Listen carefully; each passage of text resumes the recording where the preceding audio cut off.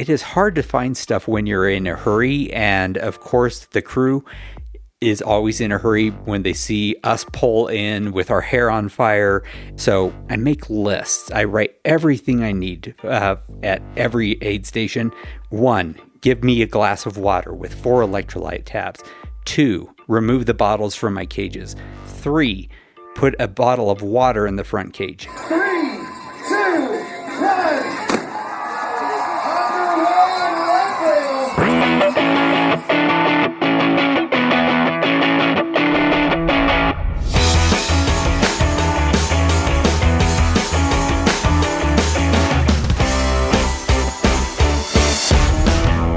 Leadville, the podcast for the 100-mile mountain bike race. It's the show that breaks down, builds up, gets you ready, and freaks you out for the highest and arguably the hardest one-day mountain bike race in the country. I may well argue that hardest point today, Hottie. Okay, Fatty. I'm Michael Houghton. Some people call me Hottie. 6-time attendee, 5-time starter, 4-time finisher of the Leadville Trail 100, alongside the 2,000-miler, Eldon Fatty Nelson, who has 20 LT100 finishes. He is Mr. 21-21. 21 Leadville starts, 20 finishes, and now 1 Silver Rush notch in his impressive leather belt. I have a lot of story to tell you from today's race, Hottie, but before I get to that, let me just say to listeners who are thinking about racing here, think about vacationing here too. In another episode, we'll get more specific about things you can do when you're here for the race. But the quick version is I've been here for just 4 days. And on day 1, we pre-rode the first half of the Silver Rush course. Day 2, we got out the road bikes and rode the Copper Triangle route, which we adjusted to be the Leadville Triangle, I guess you could say. 80 beautiful miles in mountainous Colorado, 6,000 feet of climbing, just fantastic day. So on day 3, we rode St. Kevin's and then got stormed and hailed on in the afternoon. That is mountainous Colorado, folks. You got to be ready for that. Take note, Leadville racers for sure. And then, of course, today we raced. And that was something. You raced the Silver Rush 50, a 50-miler in the town of Leadville, but not the Leadville course. No. The Silver Rush 50 has exactly 0 miles or even feet in common with the Leadville 100 mountain bike race. You start actually with a running up a ski slope style hill with your bike.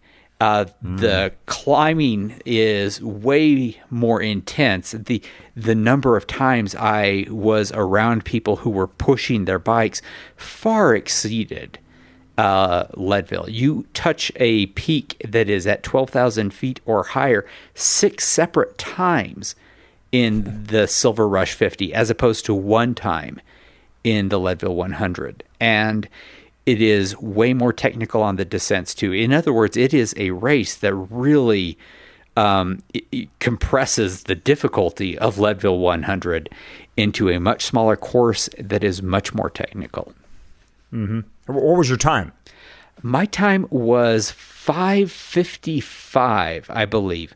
And that includes some boneheaded mistakes and a little bit of bad luck that I'll tell the story of as we get further into this episode. Yeah, so just under 6 hours for a 50-mile race. That is a pretty low average speed, and it gives you an indication of the technicality. In other words, the strenuous nature of that trail compared to the Leadville Trail 100, where you can really rip it. I mean, you can get really rolling on the LT 100 course. Obviously, the Silver Rush, a much different animal. I know that the Silver Rush can be taxing. Did you find yourself abused, beat up afterwards? How did you feel afterwards? I was, let's say, lucky in that I did not crash. I rode the full suspension Specialized Epic and was so glad that I had that. So I did not feel horribly beat up. 50 miles being out there for 6 hours is a shorter amount of time. And so you just don't get quite as destroyed. That said, at the bottom of some of the descents and at the top of some of the climbs, I felt smoked beyond anything that I ever do in the Leadville 100. So it does, it really wipes you out. But I feel like I'm making a case to not do this. I really enjoyed the course in a lot of ways. There was some single track wildflowers, beautiful views that I would say a more scenic route even than the Leadville 100. So wow. worth doing, but for completely different reasons. Sure. The Leadville, the Silver Rush is a qualifier for the LT 100, and it's a way you obviously can get into the LT 100. Even at this late stage, they were giving out coins today to the top people in each category, so that folks got in during your race to the LT 100. But as somebody who has raced a number of these qualifiers and the LT 100 itself, would you recommend this as either a run-up event to the LT 100, maybe a tune-up event or a run-up event, or a way to get into the LT 100? I'm going to have to qualify my answer for your qualifying question. If you're a woman, then I would say it's not a bad idea. Pretty much any woman who did this race and wanted a token to get into next year's Leadville 100 was able to get one because there was enough of a roll down effect that almost any woman who wanted one could. My daughter's boyfriend, who was one of the first 20 people to finish this race today, did not get a token. So you can be a very fast guy and not get in through one of these qualifiers because there are a lot of fast guys who want in. Furthermore, he didn't get into for the 50 token lottery that they did after the thing. So it's not a sure thing to do one of these qualifiers, and in particular this qualifier, as I saw today, that you're going to get into the race. It's kind of like Tahoe in that way. Tahoe Trail 100 is the same way. A lot of fast people show up there. It's no guarantee just because you finished, or even if you finished in the top 20, that you're going to get a coin. It's a tough event to get into. How about as a run-up event, as a practice event for the LT 100? Is it Silver Rush worth it? For altitude, absolutely. It was a fantastic way for me to get a very strong reminder of what happens to me when I'm at 11,000 up to 12,000 feet. Hitting that altitude over and over really drove that point home. In terms of terrain, so different. I mean, it really is night and day. It's frequently said that the Leadville Trail 100 is a mountain bike race for road cyclists. I think Dave Ween said that on our own show. No one could say that about the Silver Rush 50. It is a mountain biker's course through and through. A good friend of mine asked if I would recommend a rigid bike because because it would be light. I said, absolutely no way. In fact, I personally, as someone who has ridden hardtails for most of 2 decades, I wouldn't want to do this course on anything but a full suspension bike. Mm-hmm. Well, congratulations on the finish. You made it. I did. You've notched that. You've got that one in your belt now, the one Silver Rush finish, and certainly you can put that right there on your resume prominently. With all that up and down, you must have been working pretty hard with that bicycle, though. So pretty happy you had the Di2 going, huh? Oh, so glad. The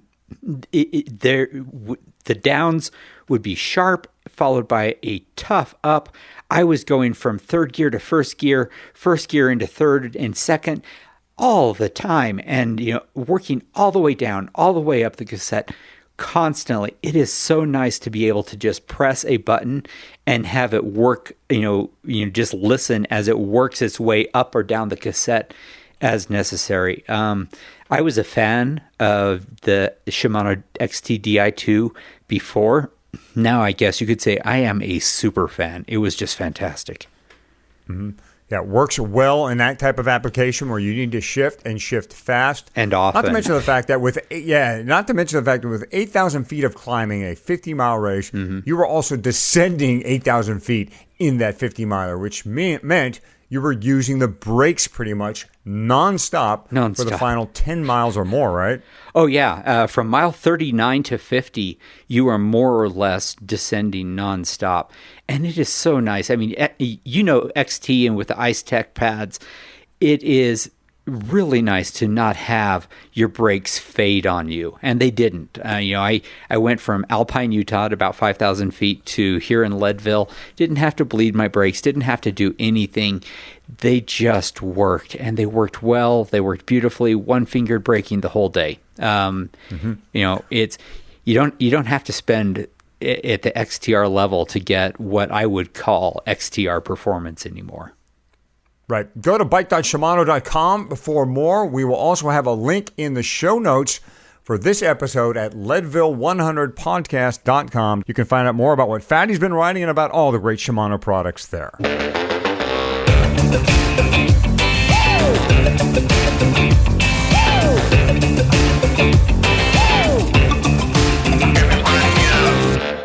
And now on to the course. Each week we are discussing a segment of the Leadville Out and Back format. We are doing the course in order, and we have currently reached the halfway point, the turnaround, the top of that Columbine climb. You've made it, 12,600 feet.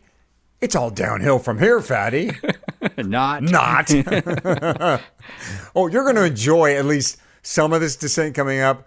But there's a lot of racing still ahead, including the descent itself. But first, let's talk, Fatty, about that turnaround. I think this is always worth revisiting, the turnaround. You hit the top of the Columbine climb, and there's an opportunity there to stop. There are people there. They have food.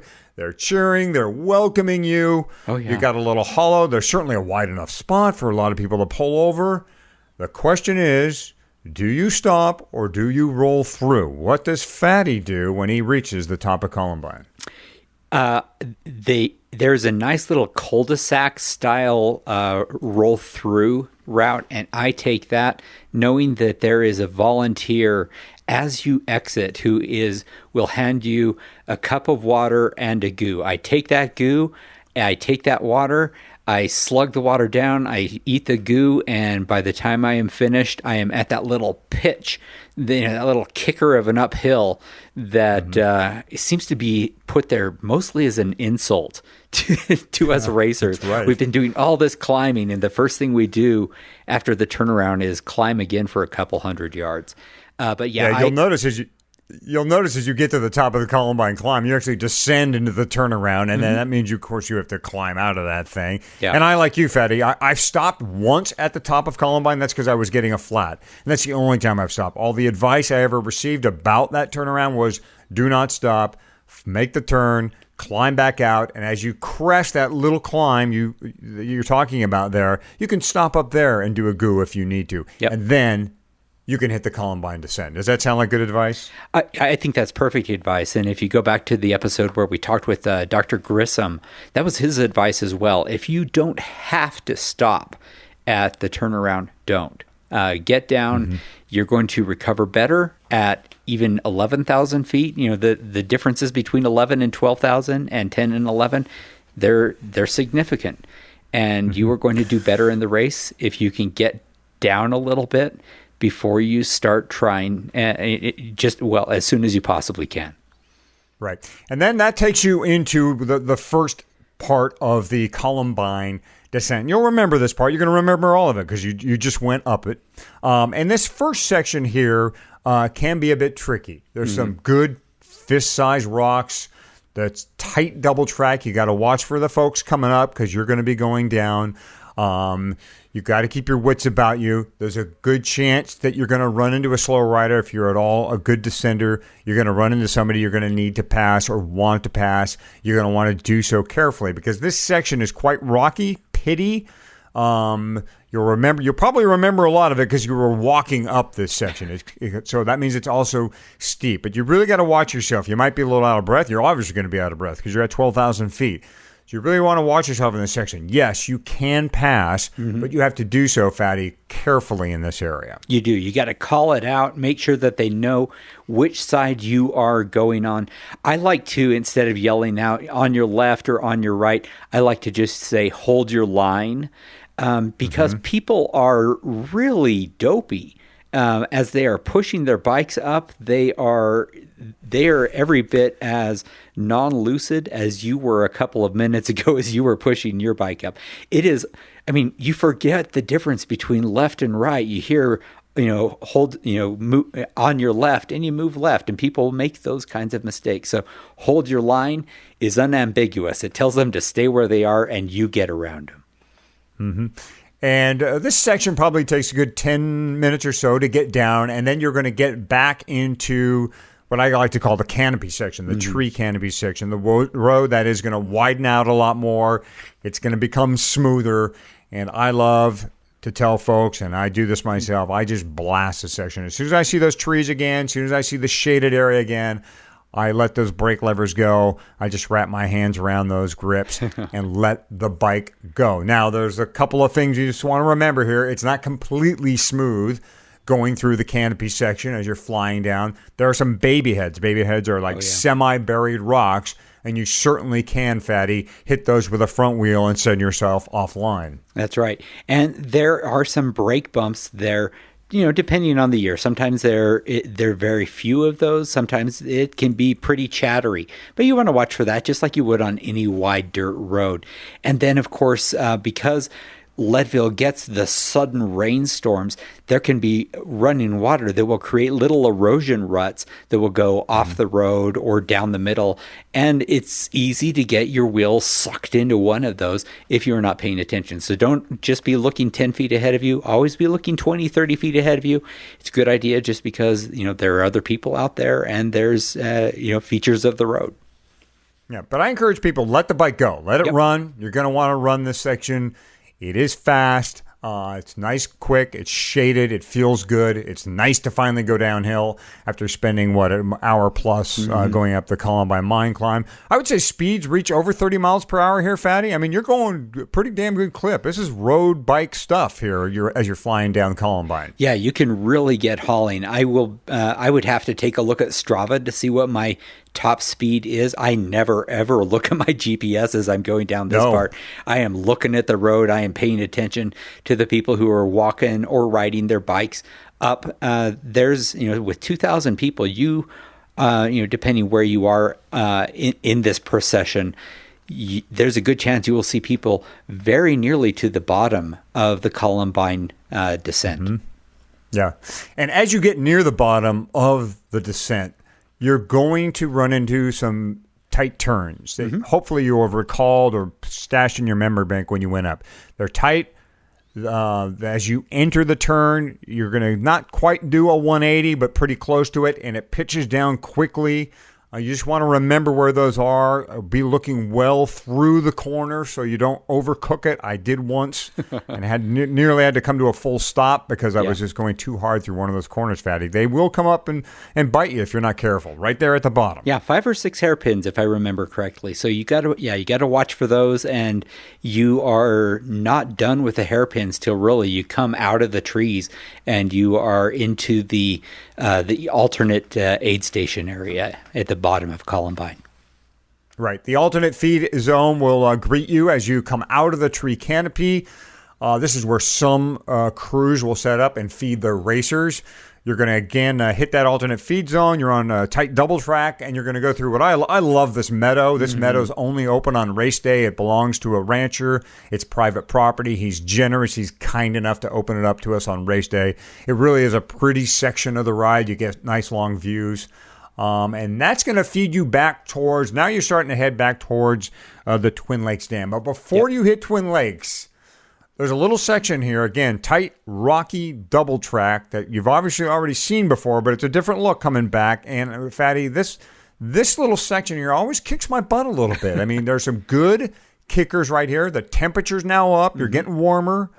You've been rolling along pretty fast here, and all of a sudden these little kickers come along before you hit Twin Lakes Dam. Yeah, they hit you hard and fast for some reason, and I think personally what that reason is that you've been coasting for 20 minutes, 30 minutes, however long it took you to get from the top to the bottom of Columbine, and your legs have had a chance to sort of cool down a little bit. And suddenly you're going from from not pedaling at all or pedaling very little to really having to ratchet it up. Also, a fair chance that if you didn't pay attention and look ahead and think about it, you may be in a pretty big gear when you hit one of those kickers and you wind up, really going to a low cadence as you try to get over the thing. Always good advice. Look ahead, be in a gear that is going to work for you so that you don't go burning a match when you don't need to. So those kickers should come around mile 61. So now we're through our little kickers here, and you're going to come off them and descend right back to Twin Lakes Dam. Again, more chaos, a lot more people around you. A lot of you folks are going to take your feed. Now your inbound Twin Lakes feed will be taken here, either here or across on the other side of the dam. Boom, you're going to get through your chaos. You're on your bike. You're moving again. Now, as you come out of the dam area, you're back on. There's a little section of single track that's kind of nonsense, but it's there. And you're going to pop out of that little piece of single track, and you're going to be back on pavement. Now, this road climb, to me, Fatty, out of Twin Lakes Dam, is sneaky hard. Oh, it is. I get the same effect. If it's a sunny day, and in Colorado, this time of day, good chance that the sun will be beating down on you, and things have warmed up, and your legs haven't necessarily warmed up from the big descent. Maybe you stopped and had something to eat, or had been, sucking down a gel or taking a bite or two of a sandwich, a rice cake as you go through the feed zone. For some reason, all of those things combine to make that little paved climb. I don't know how long it is, half a mile, not very big, but boy, I just find myself in the granny gear and see other people, with their heads, basically, their tongues on their handlebars trying to get through this thing and just suffer up this thing until they hit the dirt and can start rolling downhill again. That said, folks, when I was pacing one of my buddies one year, Fatty and the Hammer both passed us in this section on single speeds. They were moving along nicely. So the paved section, just be ready for it. It's harder than it looks. You think, oh, I'm on pavement. It's harder. The sun's beating down on there a little bit. So you're going to go up. And by the way, there's people on that road too. So you're going to get some encouragement, especially near the top. There's always a nice group of people. I think they're locals. They sit right at the top of that paved climb. Now you're going to descend. You're going to be back on what I would call an improved dirt road. This road actually used to be a lot more washboardy, Fatty. I remember when the first year I did it, it used to be, now I hated that thing. You're rattling all over the place. But recently they have graded, at least last summer when I was there, it was a lot smoother. It was a much nicer ride. So you can really just rip down this thing. You might feel some breezes in here, and you're probably going into them at this point. But the good news is, as you hit the bottom of this long, and it's fairly long, improved gravel road, you're going to see some course marshals down at the bottom down there, and they're going to be signaling you onto what is certainly a relief on the Leadville Trail 100 course. The only real section of single track. A beautiful section, I might add, Fatty. Yeah, a really nice single track. Backing up for just a second. On this wide, improved dirt road, as well as the short section of pavement that you're going to be on, if you can put a group together, it is a good place to work together again. So, sort of something to think about there. On the single track, like you say, Hottie, it is really nice to have a change of pace where you are not on, descending super fast down a rocky dirt, Jeep road. It is really nice to not be on pavement. It is nice as a mountain biker to be on a piece of single track. And there is, you're kind of flying through some sagebrush. You are flying through a little bit of tree covered single track with some roots and some rocks, and it's fun and it's not super long, so enjoy it while you can. Yep. The only thing I could say about it is it's a little hard to pass here because it's tight and off to the side of the single track, it's just shrub. It's sagebrush, so it's hard to kind of move around people there. You're really going to have to ask people to move aside for you. This direction, we're going inbound. It's going to be uphill, so you'll be climbing this. You've done the downhill portion, all right? You got to climb back out on this piece of single track. But again, really an enjoyable piece. Now, as you come out of the single track, you top out onto a little plateau, and you're back on some double track here. This puts you into what I like to start calling pipeline inbound. I mean, pipeline, I think, is a longer section than people realize. It's this huge. Presumably, there's a pipe running under the ground somewhere, and that's where it got the name pipeline. But initially, what happens is you end up on this double track that has some pretty nasty kickers to it. I mean, you weave your way through, you go downhill a little bit, and then pretty soon you're just going to have to dip. You're going to have to climb back up to the next plateau, Fatty. And I can't remember how many. There's 2 or 3 of them that I recall, but one in particular, which we were scrambling for the nickname here before the show, but one in particular is quite steep, and you'll probably have to walk it. Yeah.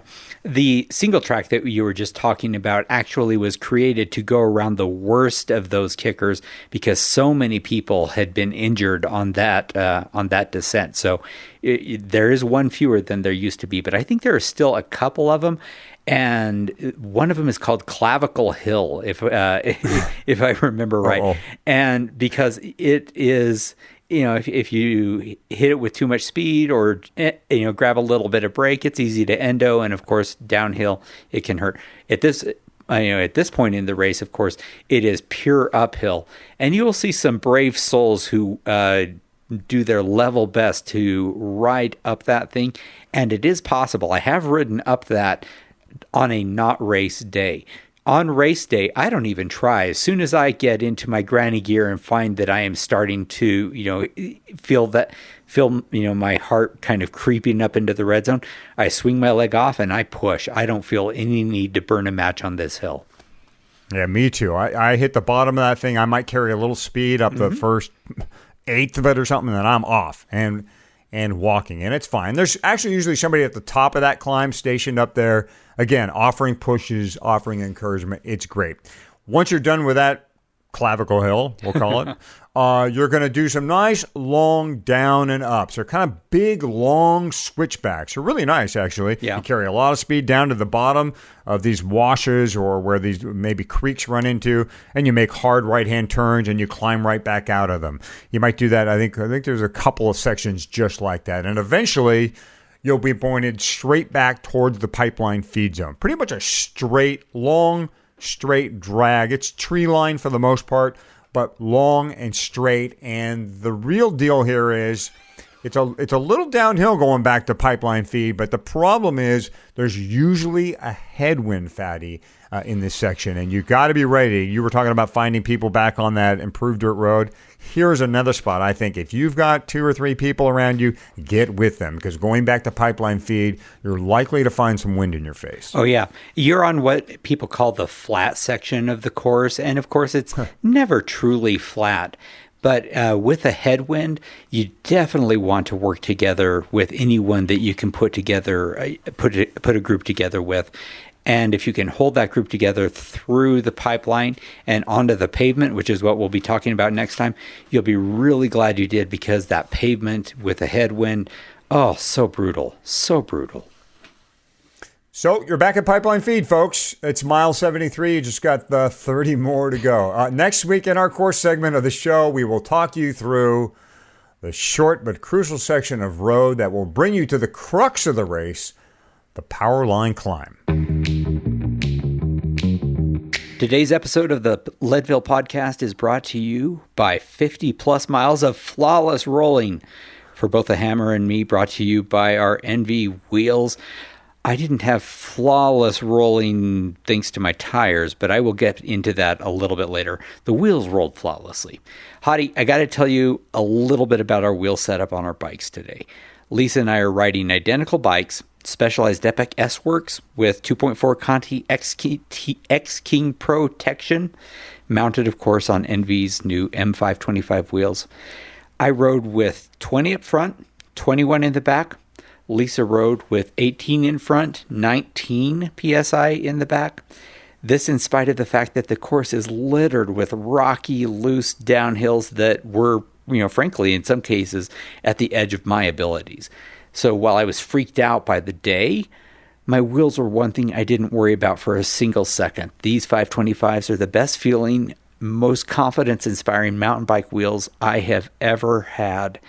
And you and I are going to be racing together next week. I will be changing practically everything else for the Crusher and the Tusher, but I will be using the exact same wheels. Same thing goes for when I do the Breck Epic next month, and for the Leadville 100, And for Rebecca's Private Idaho, all very different races, all the same wheels. They are really, truly perfect for any mountain bike occasion wheels. And of course, you can learn more about all of Envy's wheels and components, many of which seem like they've made their way with the Leadville 100 in mind, but which can handle pretty much anything you throw at them for any terrain at Envy. That's ENVE.com. It is your women's champion, Rebecca Rush from Ketchum, Idaho. Welcome back, Rebecca. Okay, Fatty, the four-time Leadville Trail 100 champ, Rebecca Rush, is standing by. It is time for questions for the Queen.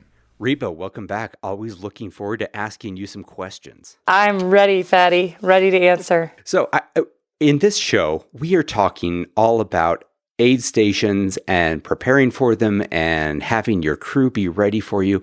I wanted to ask about how you get through aid stations because, of course, there are several of them in the Leadville 100, and a lot of us really look forward to them as a place to rest, maybe recover for a minute, where we can refuel, eat, maybe sit down, tell our crew how the day's going, clean our glasses, maybe enjoy a bite or two of a BLT.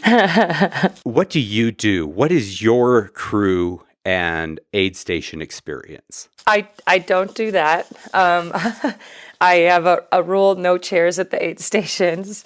And historically, every Leadville that I've won, with exception of the first one, my husband Greg Martin has been my only aid, and he does it alone. And he's very stealthy. He takes his motorcycle and he's in, he's out, and he's on to the next one. And so you can imagine a motorcycle doesn't carry lots of chairs and, beanbag chairs and all those sorts of things. You see people set up some pretty extravagant aid stations, which are awesome. It's a fun part of the race, but I don't spend much time there. And the reason is that the clock doesn't stop ticking, and your time is your time. And I really do feel like,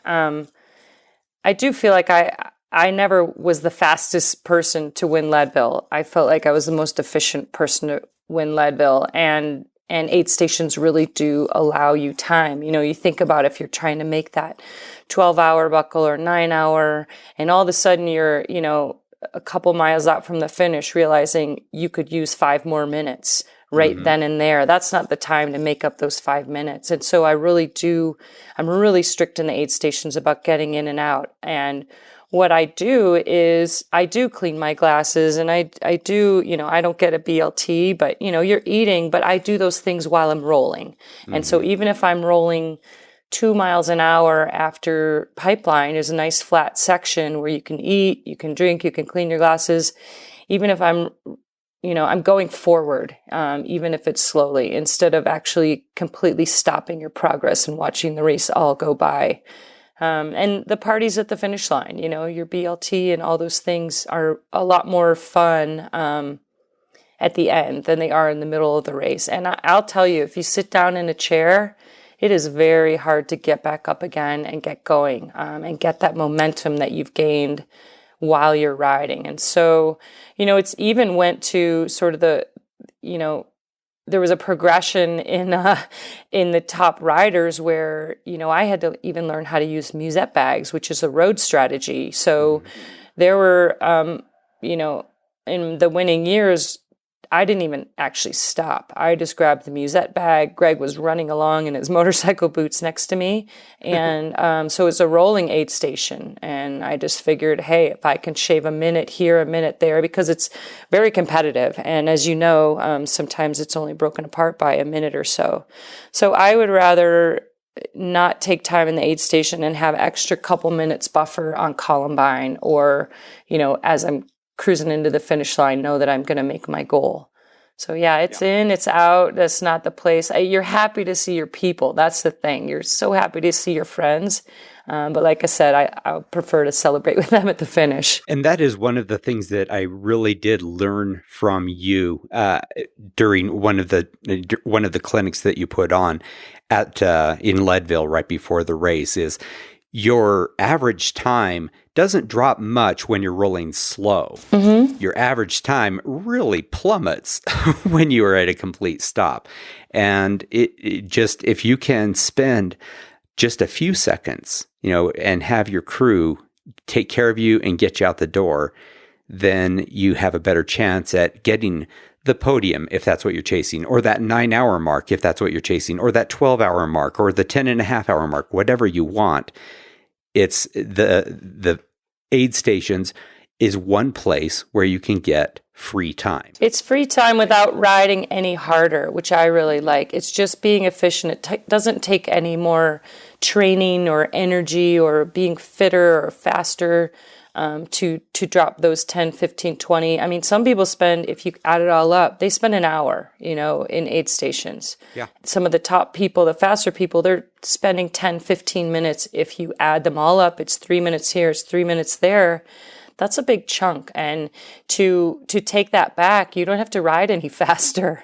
You just have to be organized and, try to fight the urge to sink into that easy chair and put your feet up for a minute. Looking at the time when you helped Lisa get that sub-9 that she had been dreaming of, I think 12 of the 18 minutes you shaved off her time was time that you eliminated from aid stations. And it's not like she spent a ton of time at the aid stations, but cumulatively over 3 of them, 4 minutes apiece, getting rid of that. Yeah, 4 minutes is a blink of an eye, but you take that away and it's 18 minutes and all of a sudden you're like, oh man, which is really cool. And everyone can do it. You just, like you said, you don't swing your leg back over the bike. You stay there standing, straddling the bike.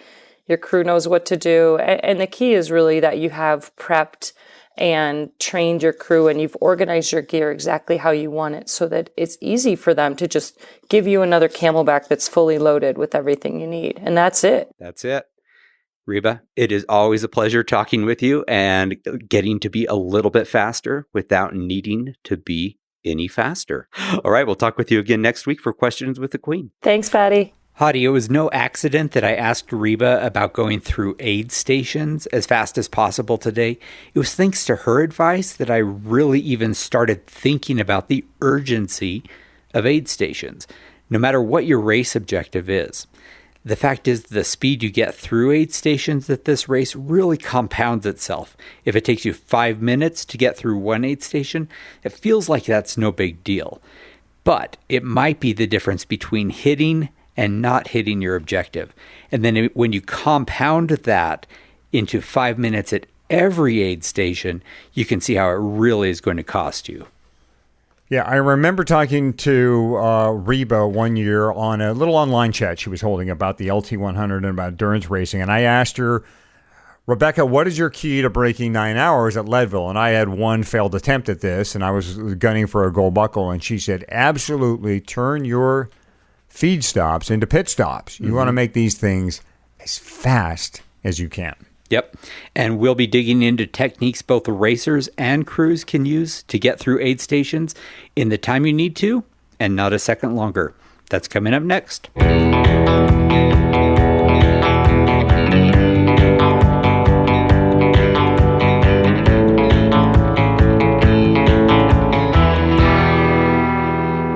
Fatty, we're going to talk a bunch about crewing, both in this show and next.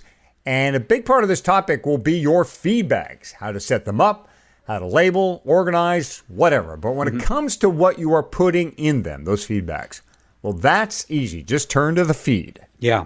I got to say, Hottie, I'm going back to my experience today.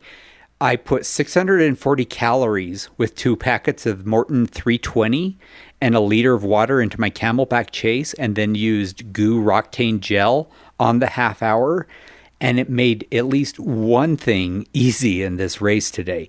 This was a little bit of an experiment for me. I went with the high-calorie drink as my main thing, but it was easy. I just shook it in, shook the mix into the water in my Camelback bladder the night before, made sure that it was really well dissolved, then fridged it overnight, shook it some more this morning to make sure it was completely dissolved. It couldn't see any crystals at all. I was set. I've said it a million times in this podcast alone, but it pays to stay super simple and consistent with your nutrition. I raced today with the way I've been training, and while my legs feel really smoked today, my stomach feels just fine. And one other little thing with that, while I was grocery shopping post-race, a guy came up to me in the store and said, "Hey, I got to tell you, I raced using the technique that we have been discussing in this podcast, that is hitting a goo every half hour." And he said, "I had the strongest day of my life." So what people are using with the feed, the goo, the Morton, it is working for them. And, I saw it today. So it was super exciting to see. So kudos to the feed for making it easy to plan, train, and race with the nutrition strategy that works.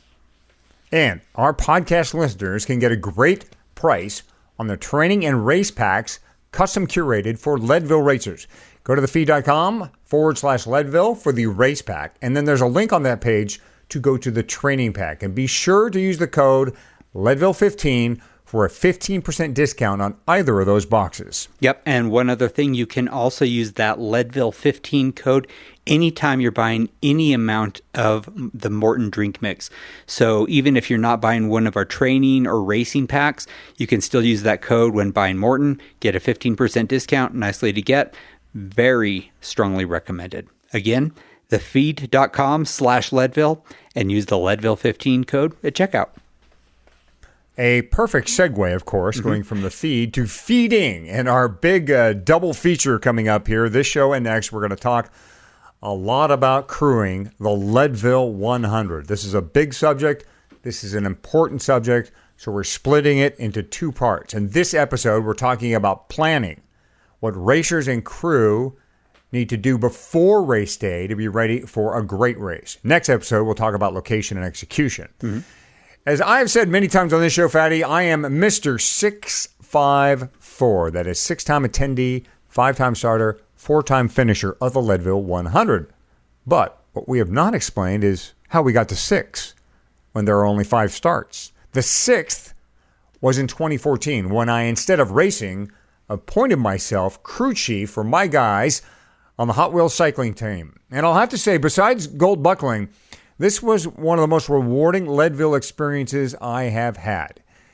In addition to crewing on race day, I shopped and cooked, scouted feed zones, and got the other crew members organized. It was a joy to go to Leadville and do this. I got there early on a Friday morning, like 2 a.m., got up a few hours later, shopped, made lunch for the guys, cooked a pre-race dinner, got up the next morning, had breakfast on the table, including pancakes and bacon ready.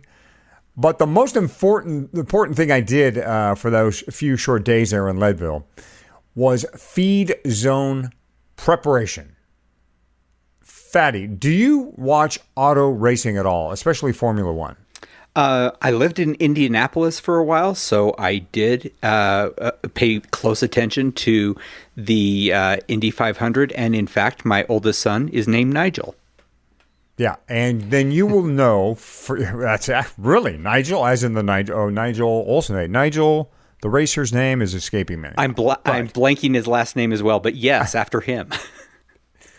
That's besides the point. Yes. The point here is you understand then the importance of pit stops, how important it is to the success of a race team, the pit stop, their time to come in and get refueled, new tires, what have you, how excellent that work has to be done, how well orchestrated it has to be done. These teams, they leave nothing to chance when it comes to pits.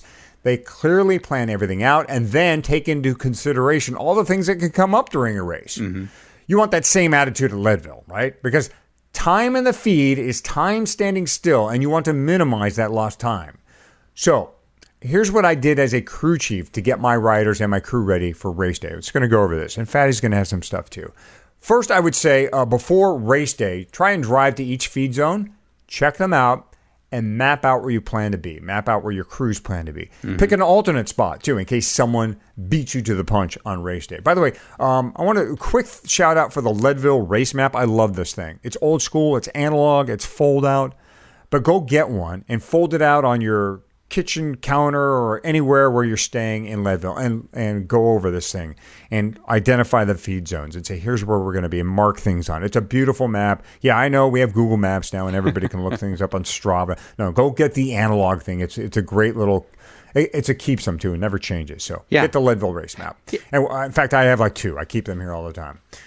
So after you go scout the feed zones, here's what we had the racers do. And this is usually Friday, the day before the race. Maybe you could even do this Thursday night too if you're really planning ahead. We had each racer lay out their feeds in order. So you got Pipeline outbound, Twin Lakes outbound, Twin Lakes inbound, Pipeline inbound. Those are the 4 basic feeds, going out towards Columbine, going back in towards downtown Leadville.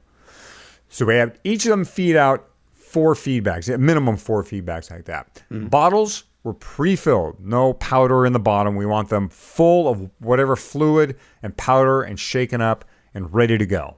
Everything was to be labeled, including obviously the feed bag. So you want to write Pipeline out on your feed bag.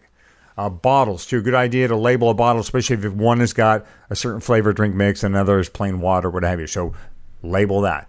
Which brings me to my next reminder here. Before you leave for Leadville, bring with you tape and a Sharpie. Yep. Because it makes perfect labeling sense to have those 2 things. So we have each racer sit down and organize their feeds in order, in separate bags. After dinner, we had a racers meeting. All racers and crew attended. We sat with each racer and discussed what would happen at each stop. We had them go through each feed bag and discuss its contents, where they wanted food items placed, like in their pockets. Some guys are particular. Right pocket, left pocket. I want my gels in my left pocket. I want my bars in my right pocket, whatever. So we had them. We wrote, each of us crew members wrote down, okay, wants his goos here, whatever. The point was we wanted no guessing, no variables, no special orders as guys. This is not Burger King, guys, right? We want you to just come in and get your stuff and move it. F1 style, Formula 1 style is what we're aiming for here. We also had them do this, Fatty. This was very helpful because if you have a crew that's trying to help more than one rider, and chances are you probably will, you'll get people coming up to you. Will you crew for me? Will you help? You just say yes, it's fine. But what you have your riders do is try and estimate their arrival times. It's not hard to do. They know what they want to run. Fatty, you know if you want to do sub 9, where you need to be and when, right? Yep. And so we would say, okay, what's your estimated time? How much time do you think you could be ride? And we would translate that into clock time. Okay, that puts them here about, Twin Lakes, about 9:45. And so all the crew members would write that down next to a name. Okay, Fatty, 9:45, Twin Lakes, out, right? So we had each racer estimate arrival times. And we had them tell us, if we didn't know already, what they would be wearing. What color helmet do you have on? What jersey? What team kit are you wearing? So in a distance, we could start picking them up as they were entering feed zones. Because the feed zones are madness, especially Twin Lakes Dam and the Pipeline area. Those 2 in particular, kind of hard to pick guys, especially if you're coming in groups. It's kind of hard to pick out racers. Oh, yeah. We all look the same in our helmets and you all look the same out there. Skinny people wearing tight Lycra on mountain bikes. How do you tell one from the other? Especially if you have your crew people who are a little new to this scene, right? Sure. So here's what I'll be wearing. I'll have a pink helmet on or whatever you're going to be wearing. I'm wearing over this Hot Wheels jersey or my Fat Cyclist jersey, what have you, okay? We also wanted to know, as crew members, how each racer wanted to take their feed. Would they be straddling their bike or do they plan to get off their bike? Some people have bladders that need to be relieved. I get that, okay? We'll hold your bike, you run to the bushes, and we'll do everything while you're gone. Load bottles, what have you. So we wanted to know that. I plan to straddle a bike. We also want to know, if you want to blow past a feed, that's fine. I mean, you might tell your crew, hey, a Pipeline outbound, I'm pretty sure I can make it through there. Unless I have a real problem, I'm probably not going to stop. Here's my feed just in case, but chances are I'm going to blow through to Twin Lakes. That's fine. Just tell your crew before that. Have a feed ready anyhow. You never know, but just tell them I might want to blow through. Or if you want a hand up, okay, you want a hand up, that can be done too. A crew can do that. It's a good idea to, after your little meeting, go out on the driveway and maybe practice a few handoffs so you get a feel for it. But it's fine. If you think you're that fast that you can take something on the fly, go ahead. But let's preset that. Don't come into the feed zone going, I need a hand up. You want to set those ground rules at the pre-race, at the planning meeting. From Mrs. Hottie's playbook, by the way, Mrs. Hottie's a great feeder. And she was one of she was my feeder before I ever became a crew member, a crew chief myself. From her playbook, she told me this: have riders tell their crew what they want done with what's left in their pockets as they arrive at a feed zone. Oh, so smart. Chances are you're not going to eat everything. You'll have some garbage in there, hopefully, unless you've been a litter bug and throwing it on the Leadville course. Don't do that. No. So be clear with your crew members because some people want to keep stuff that's in their pockets. Maybe there's something salty or something, a treat in there they want to hold on to. They just didn't get to it. Be clear with your crew members. Hey, if you run into this or that in my pocket, leave it in there. Or no, just empty everything out of my pockets and stuff the new stuff in. So be clear about what you want done with your pockets and your rubbish and your half-empty bottles and all that. We also at this planning meeting gathered any tools, spare parts that riders wanted stationed at the feed zones and asked whether they want their chains lube. This is really important. It's a dry course, folks. Chances are your chain's going to be grinding at the very least by the time you hit Twin Lakes running back home. Yeah. Probably pipeline inbound, you're going to want a chain lube. That's another thing you want to go over with your crew. Yes, I want my chain lube. Here's the type of lube I like. Please just wipe the chain. Discuss with them how you want that done. And then the crew members can to talk amongst themselves who will handle that job as you come into the feed. Yep. Some nice things to have. Yeah, some nice things to have if you are a crew. If you're a crew member or a member, you're going to crew at Leadville. Here's just some. These are optional. You don't have to bring these. They're not going to make or break the race, but we found them to be enjoyable and useful. A pop-up or easy up. Like we said, Leadville does get sunshine and it beats down on you. So if you're out there crewing, it's great to be under something if you can. It's also if it rains, suddenly you're sheltered. Chairs, bring chairs. At the very least, bring chairs so you can sit, take some weight off. It's not all sitting around. I mean, a lot of people get the wrong impression about crewing that it's boring. It's not. I found once I got out to Twin Lakes alternate feed, before I knew it, here come the leaders. There was stuff to do. There were people to chat with. There's actually a lot going on out there. But chair is nice to have to sit down on. An ice chest is great. It's really great for the racer, too, if you can hand them a cold drink, especially pipeline inbound. Oh, yeah. If you've got something on ice. So if you can manage an ice chest full of ice, great. It's not mandatory, though. A wagon. A small wagon to drag your stuff around in. Oh, that's a great idea. Because you're going to have to walk. Yeah, you're going to have to walk from your car to your feed spot, especially if it's especially at Twin Lakes. Pipeline's a little easier. Twin Lakes for sure. You're going to have to walk. There's going to be carrying stuff. It's nice to have a little trailer with you to pull stuff around. Flags or some type of distinctive marker. One year when I was racing for Hot Wheels, the Hot Wheels folks in El Segundo gave us giant flags. They said Hot Wheels. We were able to post those in the ground. And as we rode up to our feed areas, we could see the Hot Wheels flag flapping in the wind. Again, this is optional stuff. It's very nice to have. You could get away with a pink towel or something, colorful. Yeah, balloons. Another thing from Mrs. Hottie's notebook, have a crew member or your crew members dressed in loud clothing. So a great buddy of mine who lives in Leadville, Jeff Roberts, he's the loveliest man up there. I've stayed in his house. He's a great guy. He has volunteered to crew for us like 4 times. He has a couple of my finishers buckles because I just think the world of the guy. So one year I was riding for a team called Big Orange, and we had some loud outfits. We were orange. We were orange and green and all these crazy colors. Now, Jeff's a bigger man than me, but I gave him one of my vests. I wasn't going to use it. I gave him my big orange vest, and he scrunched in that thing, and he stood out there in the pipeline feed zone, and I could see him, and we had him stationed at the end, Fatty, going outbound. And I could see him as soon as I crossed the timing mat all the way up there. There was Jeff in my big orange vest. So any way you can make yourself stand out as a crew member, because again, like there's a lot of riders coming, there's a lot of crew members too, and the riders trying to pick you out of a crowd. Yeah. So those are my big tips, my major tips for crew members. Fatty, I know you've been through this too. As a rider plenty of times, you must have a laundry list yourself. Hottie, you are the dream crew chief. Like you, I have had a lot of people crew for me. Like you, sometimes it's family, sometimes it's friends. But one thing that is always true is I can't expect them to know what I need without me telling them. So I really believe in no variables, no guessing, no special orders, just like you say. And here's what I do to make it easy for my crew chiefs who may not really necessarily even be cyclists do that. First of all, I label everything. A lot of those clear plastic Ziploc gallon bags. I use a lot of duffel bags with duct tape and markers. Ice chests that are labeled with what is in them. Bottles have labels written either directly on them or with, once again, duct tape and Sharpies.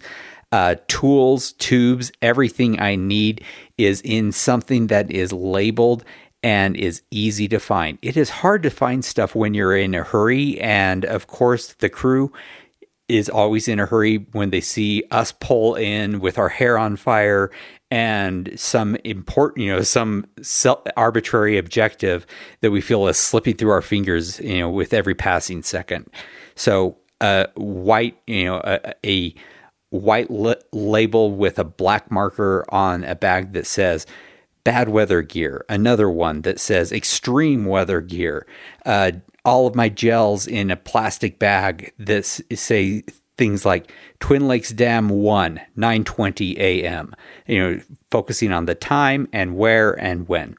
And then I make lists. I write everything I need at every aid station, write it down by priority with exactness. Like for Twin Lake Dam 1, on the way out, I say, 1, give me a glass of water with 4 electrolyte tabs. 2, remove the bottles from my cages. 3, put a bottle of water in the front cage. And D, remove my Camelback. Next, Camelback with 500 milliliters of Morton, 320 shaken. That's obviously for this year. And next, remove the gels from my left jersey pocket, put 4 new gels in my right jersey pocket, ask me if I still want my arm warmers, and then ask if my bike is okay. And that's in case if I've had a flat or I need my chain looped, something like that. And like you said, be visible. That is so important. When I say that Twin Lakes Dam is like Chaos Alley, it is super true. Have a plan for how you are going to see each other, know where you are going to be set up.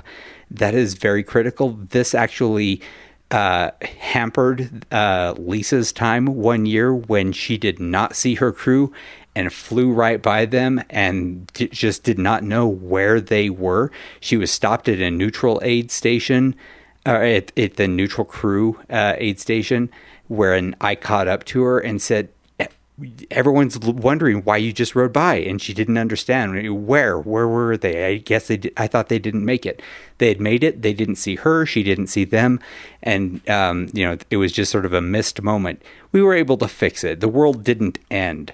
But, since they are making this effort and you are wanting to make them feel successful, it really helps to have, a big banner, balloons, T-shirts, anything like that.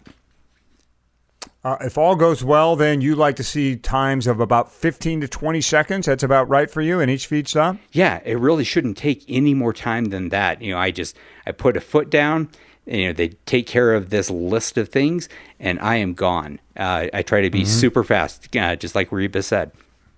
Yep, good time then to aim for, folks. 15 to 20 seconds. I'll set this bar.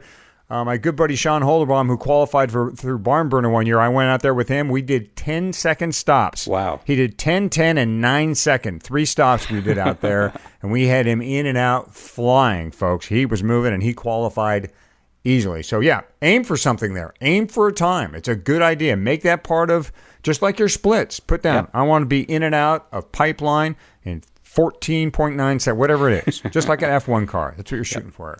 For our next episode, we'll talk. Yeah, right. For our next episode, we'll talk about crewing and race day execution, where the crew can go, how to make sure you don't miss each other, because believe us when we say that can happen, and what to do when things go wrong.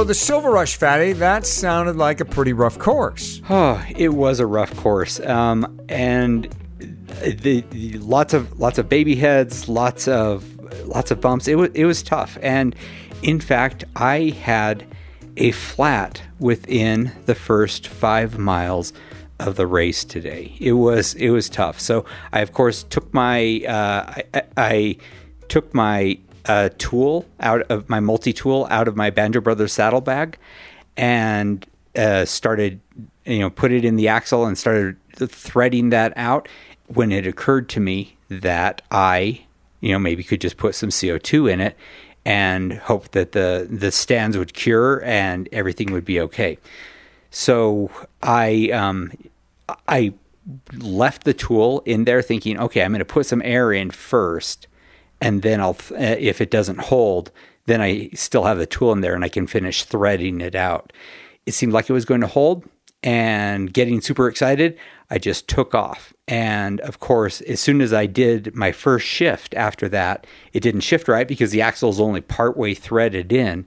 And that's when I realized, oh boy, I have not A, tightened the axle in, and B, I have my tool is probably still hanging from my bike. I look down, the tool is not hanging from my bike. So the lesson here is Banjo Brothers can't do your thinking for you. It's the bag held everything it needed to, but my tool was gone, and I did not have the axle all the way in, nor did I any longer have a way to put that axle back into where it needed to go. So I'm standing there for a little while. I don't even know how long, because time stretches out when you're in a race and things have gone badly. A guy I know stops by. His name's Kevin Brooks, good friend. He's like, "What's wrong?" And I say, "I need a tool." And he stops and he gives me his tool and he says, "Give it to me later." And I look at it, and it does not have a hex wrench that is large enough to finish threading my axle back in. And so I'm like, well, I've got a tool now, but it doesn't do what I need it to do. A minute or two later, another guy stops, and he gives me his tool and stands there for a second while I just tighten it back in. I give him back his tool, and I start rolling again. Probably 5 minutes later, it is gone. The tire's gone soft again. Whatever, CO2 wasn't going to do the trick in this case. So I am stuck again because I do not have a tool. And a minute, probably not even a full minute goes by, and a guy stops and says, "What's wrong?" I say, "I need a multi-tool. I need a hex wrench." And he's like, "What size?" I'm like, "I don't even know what size. It's pretty big." It's, I don't have the size memorized, and I'm not one of those people who's great at just eyeing and knowing what size it is. And he takes out his multi-tool and says, "See if one of these works," and it does. And he's getting a little antsy, and he's like, "Here, you're faster than I am. Give it back to me on the course." And I was like, "I will do my very best." And so he takes off. I changed the flat. I am very glad that I have 3 CO2 cartridges instead of just one, because that's, as if you're keeping track, that's 2 CO2s gone, and 1 tube now. And I start rolling again, and soon it goes flat again. And so this time I have everything I need, and I make the change, and I discover that a little staple, like, a building staple that they use in construction to put, to join a couple of pieces of wood, is in my tire, and pull that out, and this time everything's fine. And I think I burned through 40 minutes. This is a really long and obscure ad for Banjo Brothers. But the fact is, their bags hold everything just great, but they can't do your thinking for you. That's right. And I think not only do you owe somebody on that course a hex wrench, but you owe them a Banjo Brother bag and maybe one of their fine wallets too. So you want to get back with that guy, get him a bag, get him a wallet, say thank you very much, because Banjo Brothers, Tough, practical, and affordable. Minneapolis-based, in business since 2003. To get 15% off your order, or get one for free from Fatty if you just help him out on the trail. Otherwise, to get 15% off your order, go to banjobrothers.com/fatty-favorites.